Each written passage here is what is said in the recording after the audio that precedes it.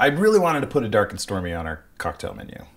And I wanted to do it in the winter time, just kind of as a contrast. So we had this idea, like, let's make spiced rum. Let's take Gosling's rum, which is like the classic rum for dark and stormy, and let's throw some sort of kind of Clyde thing at it. And so we came up with spiced Goslings. We tried a bunch of different methods, you know. I looked at a lot of blogs and stuff. People were making their own spiced rum. It's like kind of complicated. They were like toasting the spices, and you know, some of them you put in for 4 days and you took them out and you put another thing. And I was like, I'm lazy. You know, I don't really want to do all that work.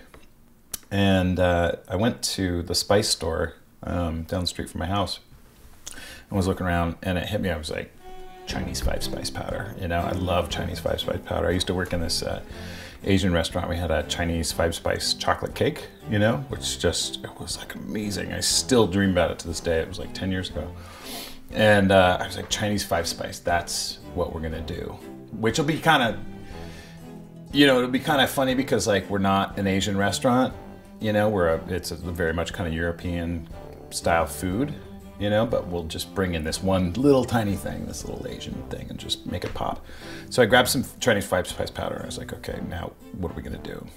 And did a couple of trials and errors, but it came together pretty quickly, and it's the easiest technique in the world. I mean, it's almost embarrassing to like talk about it, you know, because it's so simple. But we just take a teaspoon of Chinese Five Spice powder, and I just open up the neck of the bottle, put the teaspoon in using this funnel, make sure it's all in the bottle, and then just screw on the cap and give it a shake.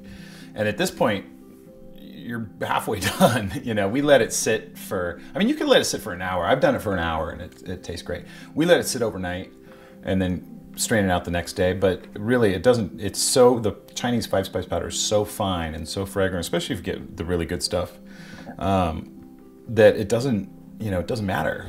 So we let it sit overnight, and then come back the next day and we set up a strainer with a coffee filter in it over a, you know, like a Canberra, like a Lexan container. And it takes, you know, takes a minute to strain out the powder through the coffee filter as we let the rum run through. And that's it.